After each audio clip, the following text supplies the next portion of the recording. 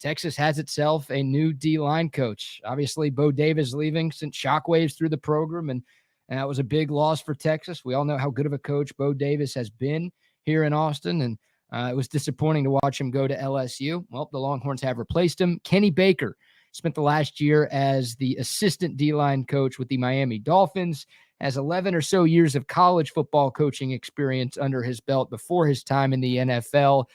What can you tell us about Kenny Baker and just kind of your overall thoughts on Texas's new D-line coach?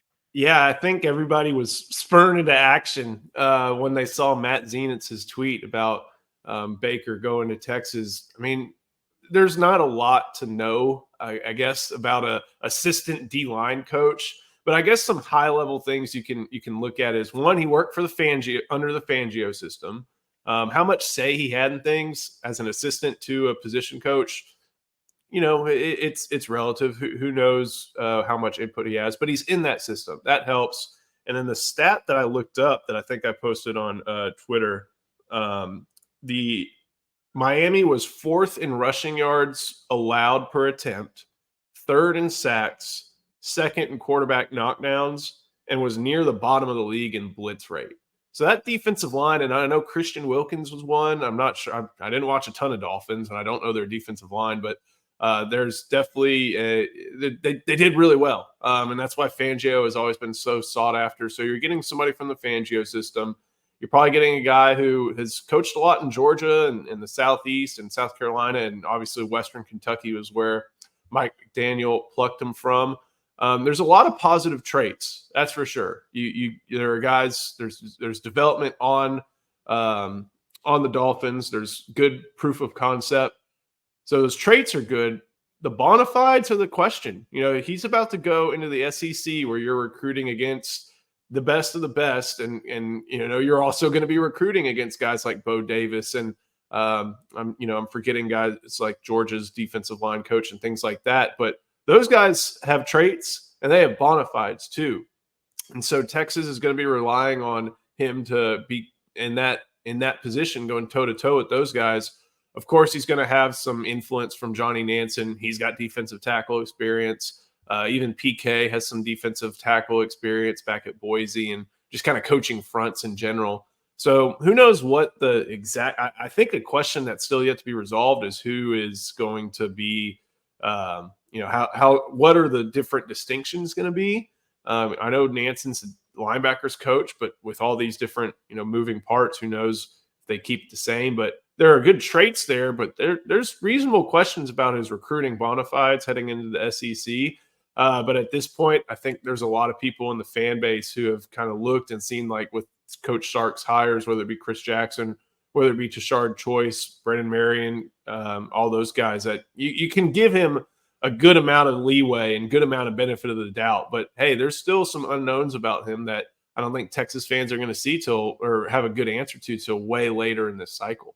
Yeah, and the statistical analysis looks pretty good for him at Western Kentucky his last year. Similarly, positive statistics with regards to sacks, pressures on the quarterback, and also limiting yards per rush. So it does come down to that personality. And Justin and I talked about this the other day, Joe, for the radio show. Coaching at the college ranks has become exceptionally difficult over the last few years because of your need to stay on top of guys 24/7, 365, not just high school recruits, but also your own guys as well. So I feel better about the fact that he is on the younger side too. I don't know the exact age. It looks like he's in that late 30s range, because you have to have that sort of energy just to stick with the times, especially for a guy going from the NFL back to college. And obviously he does have that college experience too. That could be a culture shock for a lot of dudes. So it seems like he at least understands what he's getting himself into. And I wouldn't be surprised as you guys continue to hit your sources, which y'all have the best sources in the business. You find out that he was just an A+ interview for Coach Sarkisian, which puts him at ease with regards to what he's capable of on the recruiting trail. Yeah, and Steve Sarkisian, we're still trying to figure out where this networking came from. It's not like, I know that that Sark and Shanahan have some overlap. I think at that point that means Sark and McDaniel have some overlap, but there's really nobody on the Dolphins, looking at that staff that you can think, oh yeah, that's where they got the word and that's where it came from. And then I just go like, well, maybe Tua told them or something like that. Or maybe Deshaun Elliott or Brandon Jones or Connor Williams told him. Like this is kind of a random one. We had kind of figured on Inside Texas it was going to be an NFL hire, because if you wanted a college coach, whoever he wanted from college ranks probably was available to be grabbed, signed, all that different stuff negotiated with. But if you wanted to go NFL, you basically have to wait until, not, cut and dry, you have to wait on this deadline, but you got to wait till the playoffs are done. And obviously Chiefs knocked the Dolphins out. There was obviously some speculation and thought that Rod Wright, former Texas defensive lineman, would be up for that coaching spot after working for the Texans. But I think as y'all saw, the Texans have gotten rid of they are not bringing back their regular defensive line coach. That's going to give Rod Wright an opportunity to probably step up and continue to help guys like Will Anderson and the rest of that defensive line. So, and then BK or Trey, like you said, youth helps. Like, this is not a young man's game anymore, especially coaching. You had like 2 weeks of vacation in July and 2 weeks of vacation after signing day. Now there's basically, you're lucky if you get a week in July before camp and stuff like that. Like, it is just a grind.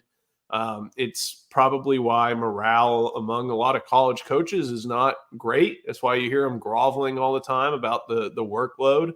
And Steve Sarkisian is no different. He's talked about that, but it's the one that it's a world that he lives in right now, and getting guys best suitable, most capable of living in that world. Someone who's 37, someone who's getting his first opportunity at, a position all by himself at one of the top, you think about it, top 30, top 50 jobs in the sport. If you kind of combine college and NFL together, it's an opportunity for him, and he's got a lot to be able to prove, but there's obviously some traits that Steve Sarkisian saw that apply to helping the Texas defensive line.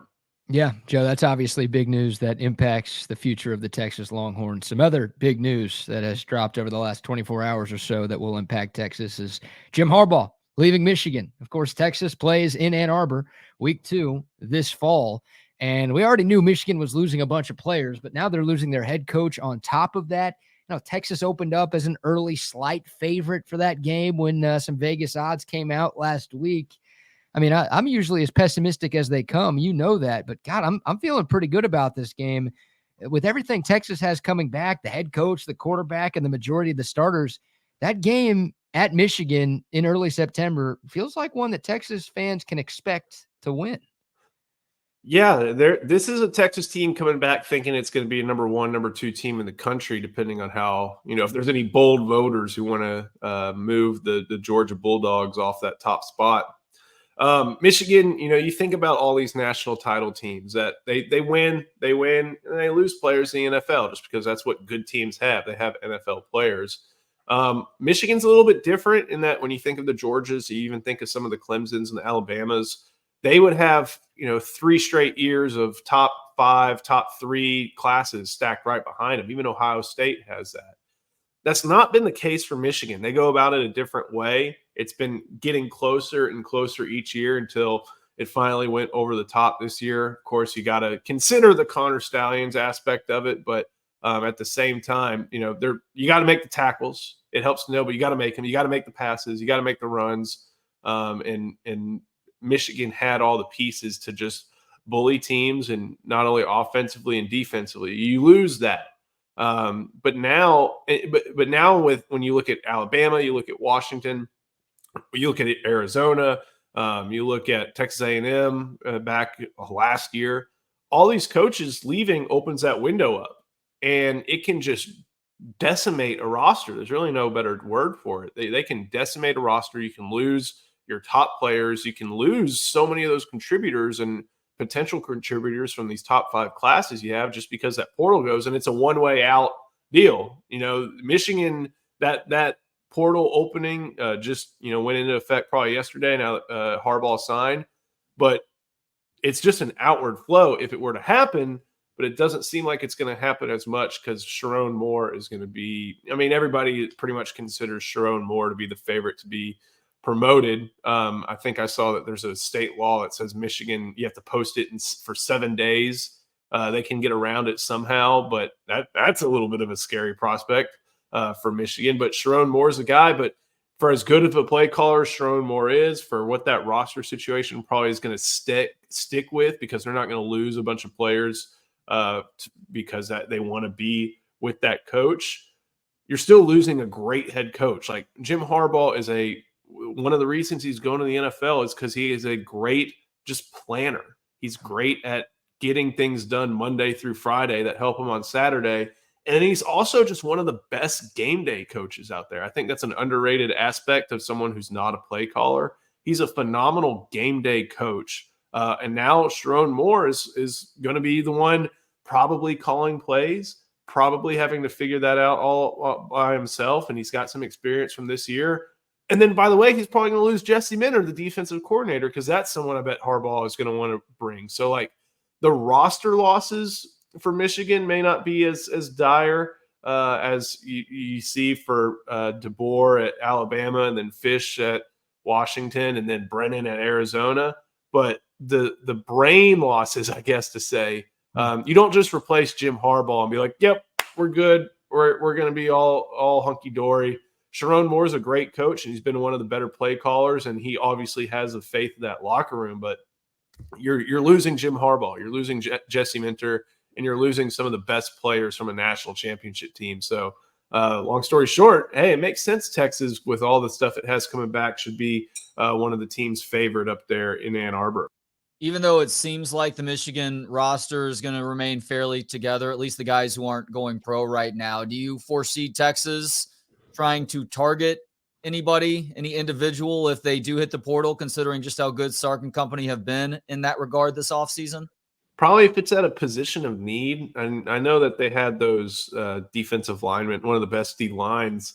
One of them, I think, is from Anaheim. So you can say, like, yeah, of course they should, but it's at positions of need, and it's at D line, and they have to enter first. That's the thing. Wink, wink, but they have to enter first in the current game, and I think that's why you're going to see Moore be promoted pretty quickly, just because they don't want to lose that. They've seen all this stuff happen.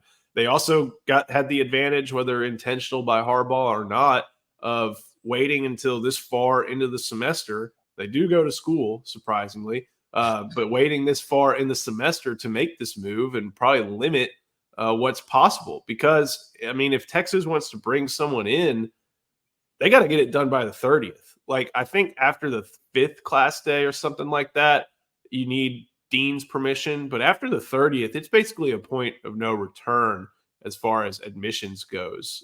So that's a hurdle. That's probably a little bit of why Michigan dragged this out as long as they did. So some savvy moves by Harbaugh. So I don't even know if there's something to be done there. You brought up an interesting point with all of that, too, as we all continue to learn what exactly the transfer portal means, the ins and outs of the rules. So there is a window for everybody, but there's an additional window for guys whose coach decides to leave. That's a great point, though, that a new coach coming in may find himself behind the 8 ball because you've had a bunch of guys leave and you can't bring anybody in until the end of that next semester. Yeah, and that's why I bet this upcoming cycle, DeBoer is going to hit the portal really hard. Yeah. Heck, I wouldn't be surprised if something happens, if there's any not that I know that this is taking place, but if there's any dissatisfaction in Oxford, oh, hey, just move right down the road. Come on over to Alabama. If you're a guy at Washington who tries to stick it out for Jed Fish, if you're someone at Arizona if you're Tetaroa McMillan who tries to stick it out for Brent Brennan and you don't like it, if you're someone at Michigan, all these different things. If you don't like Bill O'Brien, which seems pretty easy to do, you could Alabama and even Washington has an opportunity, and Oregon, they're always going to be involved in these things. They'll have an opportunity in the spring. The limiting factor for them, though, is those SEC. I think there's still an SEC transfer rule on the book. So all these Alabama guys, or even Texas A&M guys, Georgia guys who entered, they can transfer to a different school now. So Isaiah Bond, Amari Niblack, Kendrick Blackshire, they're going to be immediately eligible at Texas because they're in this coaching portal window. But if they had entered in the spring, I think there's an SEC rule that says, no, you can't be immediately eligible. And, you can trample all over the rules of the NCAA just because the courts have. But these conferences, I think, can have their rules. And I don't think there's a loophole that says, oh, Texas isn't going to be a SEC team until July 1st. I think that everybody involved is smart enough to realize that's not something that'll fly, not something they'll allow. So I wouldn't be surprised if Kalen DeBoer has phone calls out to representatives and maybe trying to get some of those Washington top players who maybe stuck it out. But that roster is not going to be as strong either. It's a weird situation all in all with this transfer portal, and it's put a lot of pressure all over the calendar, but it's fun to cover. It keeps us entertained for sure. Yeah, never a dull moment for sure. All right, last football question from me, Joe, because I want to get your thoughts on basketball and maybe a little baseball too, if you have the time. But you talked about positions of need. You mentioned that in passing a moment ago.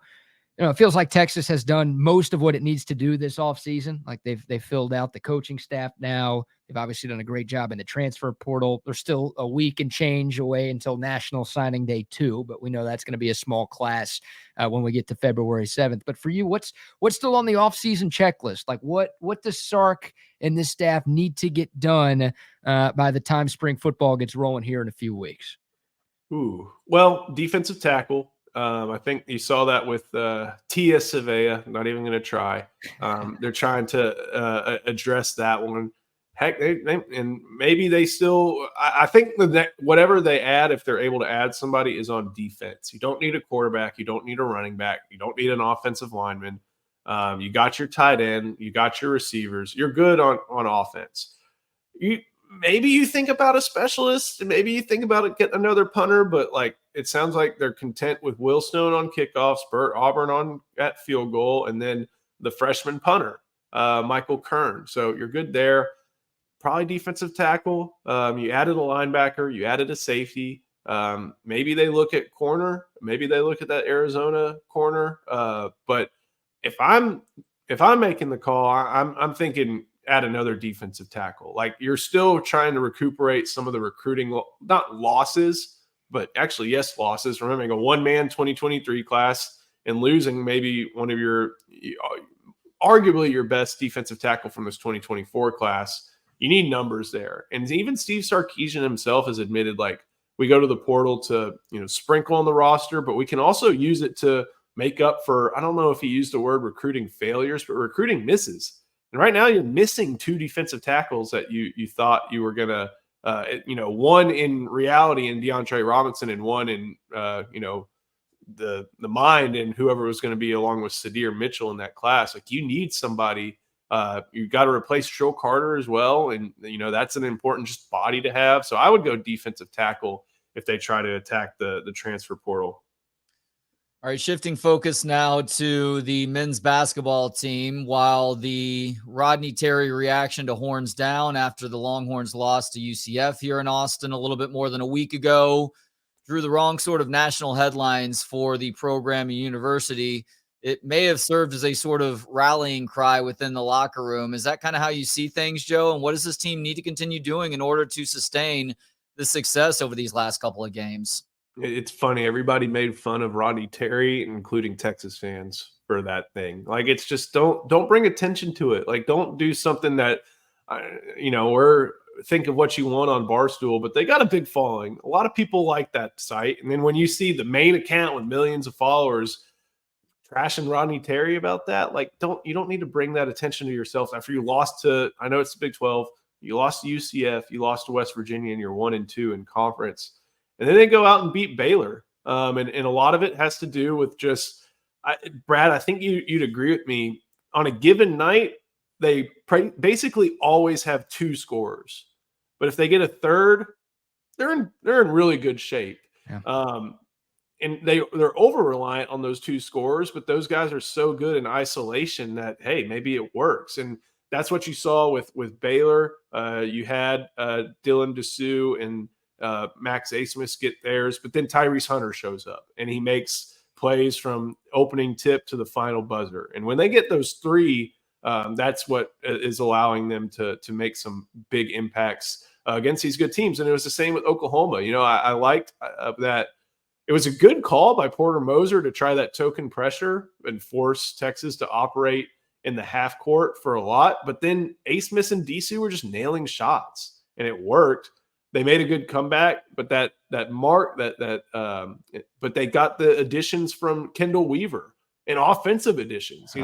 Those game-saving, game-changing plays in Baylor, but then he's getting these secondary opportunities and driving to the rim. And, he's not a guy who's going to hit very many shots or take very many, but he can do those athletic things. And so when Smith is thriving in an isolation, when Disu's driving in isolation, and they can find that third scorer, that's what makes this team capable of going toe-to-toe. Shedrick going down, that's rough. I think Rodney Terry's talking right now. Probably get an update on that ahead of the BYU game.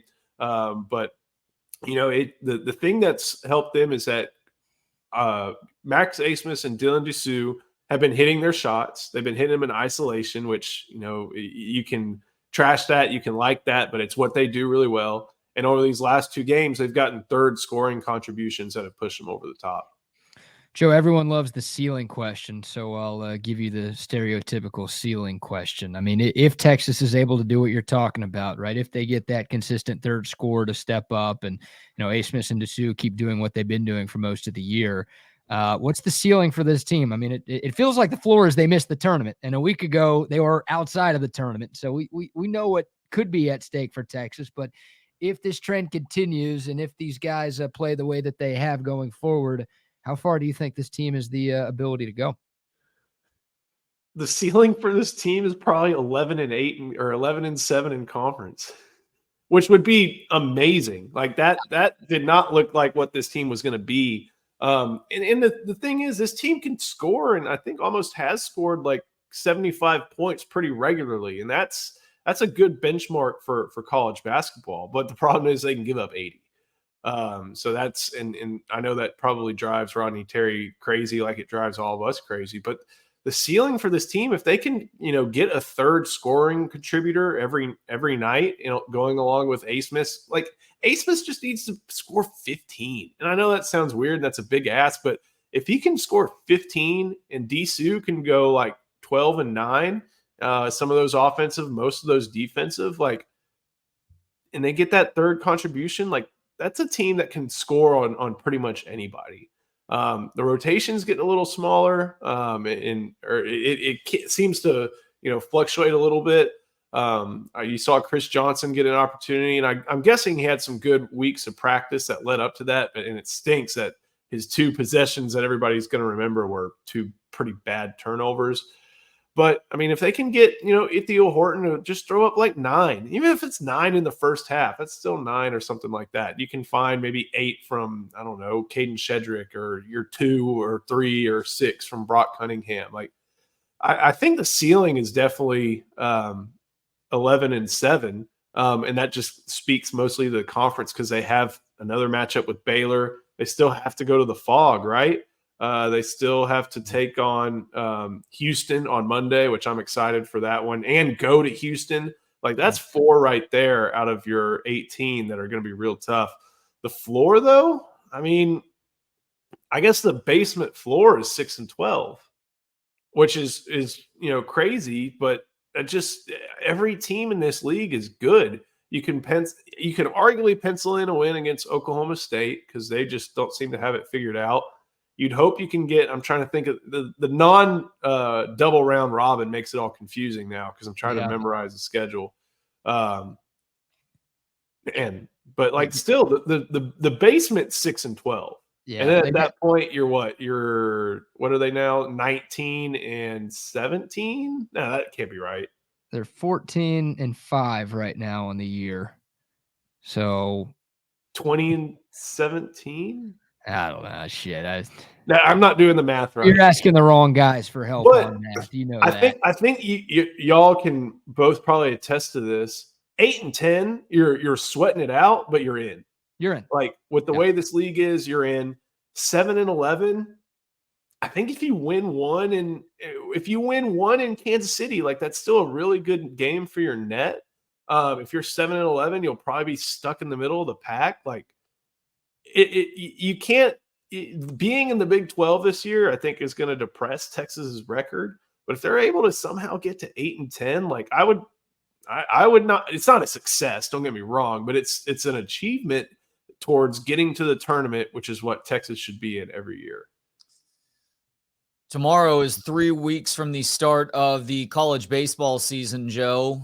For you as somebody who is obviously a big seam head and has followed this program for a long time now, covered this program for a long time now, what is the biggest reason for optimism for this program this year? And what is the biggest reason for pessimism with regards to how far they can go? Optimism, pitching. Pessimism, pitching. Well, maybe if they start pissing on the field too. Hold on. I'd like to see that, I think. I don't know if I've seen that from Texas baseball before. Yeah. Why do you think they wear cups? Yeah. With LeBaron Johnson and Tanner Witt, like, you can be pretty confident that your Friday and your Saturday are going to be taken care of in good fashion. And that's been a staple under David Pierce. Like, I'm always kind of under the opinion that if you have to replace one of your weekend guys, that's healthy. Two at a really good program, it's also healthy. But you should have guys, you should hopefully have one returning and then two who are waiting in the wings. This time they got two coming back. They have LeBaron Johnson, who I think is going to flourish this year, just more experience as a starter. Tanner Witt's a little bit of a question just because it's been a while. He wasn't, spot on last year, but he's rested his arm for the most part. I don't think he either did a summer league and it struggled, or he got out of there and has been pretty restful here in the fall. He's going to be their Saturday guy. And I think Charlie Hurley, was good towards the end of the last season, I think he'll be the Sunday guy. So that's where my pitching has some confidence. My pessimism is from that back end of the bullpen. And I know that bullpen pitching has kind of been a complaint under David Pierce for a good amount, but you're not the Astros. You don't go buy Hader and then add him to Presley and then add him to Abreu. You can't buy stars typically at the back end of your bullpen. Most of the time in college, you're developing your bullpen pitchers, and for some reason or another, those bullpen pitchers all probably want to end up as starters in their career, but at this time, there's not room. They're not there in their development. They've got to come in and be able to show that they can get one inning, get three guys, let alone going through the lineup twice or anything like that. There's still some unprovenness in that area. They were going to have a really good bullpen option, I believe, in Notre Dame transfer Will Mercer, but he's out for the season, unfortunately, and they're not going to have that option. So I think when he went down, it's like, okay, how do we turn? What do we look for? I think you may see some Ace Whitehead as a lefty guy. You may see, I'm trying. Sometimes I just get so caught up in football recruiting, basketball. It takes a memory jog to remember who's on that baseball roster. But I think the fact that no one's just coming to mind like that kind of indicates that it's going to be that back end of the bullpen. So those Tuesday games where David Pierce has been pretty prone to just cycle guys instead of having a Tuesday starter, I think that's going to be a big proving ground and make those Tuesday games worth watching. You look at the lineup, though, I guess my question is probably at catcher and just, what way they want to go. When you go from Silas Ardwan to Garrett Guillemette, that's two really good catchers. Like, both got drafted. Both are working their way through the minor leagues. You got Kimball Schuessler back after his hand injury. You got Rylan Galvan, and they have different strengths. One's more defensive than offensive. One's more offensive than defensive. And so I think figuring that out is going to be a deal. But like first base, Duke transfer Luke Storm. Second base, Jack O'Dowd, what he brings. Shortstop, Jalen Flores, who, if you read D1 baseball, he had a big fall and is looking. David Pierce, I bet, is going to have a lot of confidence in him. Peyton Powell's back at third. Porter Brown's back in left.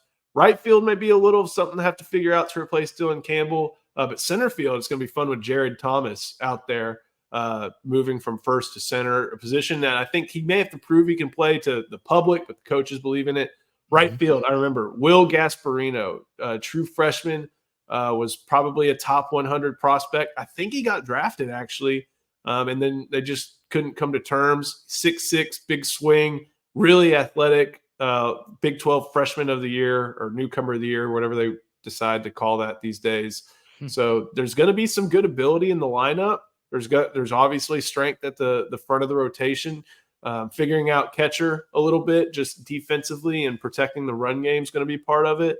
And then figuring out the back end of the bullpen. I'm wondering what their offense is going to be like. I don't know if it's going to be that, over the fence power year like they had with Ivan Melendez and even in the year before that. But they should be a pretty complete offense. You'll see the small ball, you'll see the running, but I think they'll have the ability to just move guys around on offense this year.